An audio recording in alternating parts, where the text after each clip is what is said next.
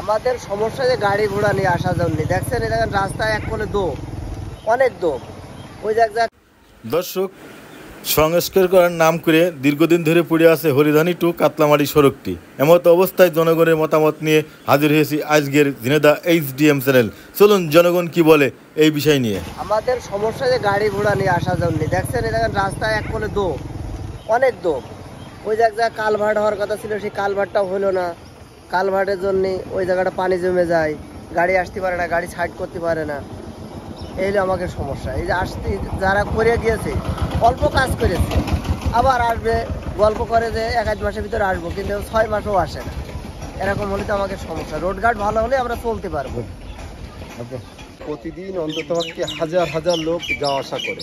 কারণ হচ্ছে যে ঝিনেদা সদর থেকে শুরু করে হরিণাকুণ্ড, সাতব্রিজ, জোড়াদা, ভবানীপুর অর্থ অঞ্চলে যত লোকজন আছে এই রাস্তা দিয়ে যাওয়া আসা করে প্রতিনিয়ত। আর এই রাস্তায় সপ্তাহে 2টা হাট, সোমবার এবং শুক্রবার।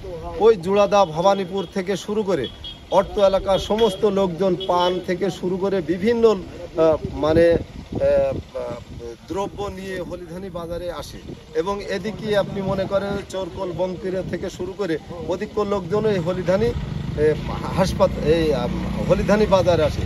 যার কারণে বাজারে লোকজন আসতে যে ব্যাহত হচ্ছে, যে প্রতিনিয়ত যে ব্যাহত ঘটছে, মানুষের দুর্ভোগের অন্ত নেই। এই দুর্ভোগের হাত থেকে দ্রুত যদি আমরা নিষ্কাশনের একটা সুন্দর ব্যবস্থা হয়, আমরা সেই আশাই কামনা করছি। বছর ধরে আমাদের এই রাস্তার কাজ বন্ধ। রাস্তা আগে এক পর্যায়ে ছিল, পরে এক পাশ খুঁড়ে রেখে গিয়েছে 1 বছর, সেখানে ঘাস জন্মিয়ে গিয়েছে। অথচ বাজারের ভিতরে একটু বৃষ্টি হলে যাওয়ার কোনো উপায় নেই। আমরা দীর্ঘদিন ধরে এই সমস্যার কারণে সরকার এই রাস্তাটা করছে, কিন্তু 1 বছর ধরে কোনো অদৃষ্ট কারণে কন্ট্রাক্টর রাস্তার কাজ বন্ধ রেখেছে। 6 মাসের ভিতরে তারা কেউ রাস্তায় আসেওনি।